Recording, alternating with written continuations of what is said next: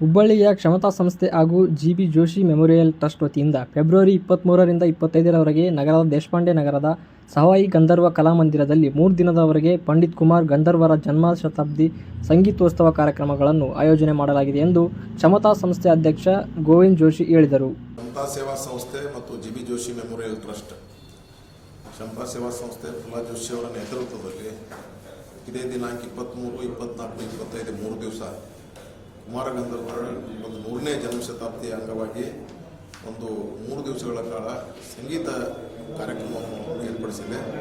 ಇದರಲ್ಲಿ ಅನೇಕ ಅಂತಾರಾಷ್ಟ್ರೀಯ ಮತ್ತು ರಾಷ್ಟ್ರೀಯ ಮಟ್ಟದ ಕಲಾವಿದರಲ್ಲಿ ಭಾಗವಹಿಸಿ ಈ ಭಾಗದ ಜನರಿಗೆ ಒಂದು ಸಂಗೀತದ ರಸದೌತಣವನ್ನು ನೀಡಲಿದ್ದಾರೆ.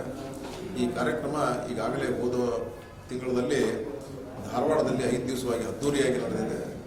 ಹುಬ್ಬಳ್ಳಿಯಲ್ಲಿಯೂ ಒಂದು ಈ ದೊಡ್ಡ ಕಾರ್ಯಕ್ರಮ ಮಾಡಬೇಕಾದ್ರೆ ಇದೇ 23ನೇ ತಾರೀಕಿನಿಂದ 25ನೇ ತಾರೀಕಿನವರೆಗೆ ಸವಾಯಿ ಗಂಧರ್ವ ಕಲಾಮಂದಿರದಲ್ಲಿ ಈ ಕಾರ್ಯಕ್ರಮ ನಡೀತಾ ಇದೆ. 23ನೇ ತಾರೀಕು ಇದನ್ನು ಡಾಕ್ಟರ್ ಎಂ ಜೋಶಿ ಅವರು ಮತ್ತು ಶ್ಯಾಮ್ ಸುಂದರ್, ಹೀಗೆ ನಮ್ಮ LIC zonal manager Shyam Sundar ಈ ಕಾರ್ಯಕ್ರಮವನ್ನು ಉದ್ಘಾಟನೆ ಮಾಡಲಿದ್ದಾರೆ. ಅದೇ ರೀತಿ 25ನೇ ತಾರೀಕು ಕಾರ್ಯಕ್ರಮ ಸಂಪನ್ನಗೊಳ್ಳಲಿದೆ. ಆ ಮುಕ್ತಾಯ ಕಾರ್ಯಕ್ರಮಕ್ಕೆ ಕೇಂದ್ರ ಸಚಿವರಾದ ಪ್ರಹ್ಲಾದ್ ಜೋಶಿ ಅವರು ಮತ್ತು ನಮ್ಮ ಶಾಸಕರು ಮತ್ತು ನಮ್ಮ ಮಹಾನಗರ ಜಿಲ್ಲಾ BJP ಅಧ್ಯಕ್ಷರು ಎಲ್ಲರೂ ಭಾಗವಹಿಸ್ತಾ ಇದ್ದಾರೆ.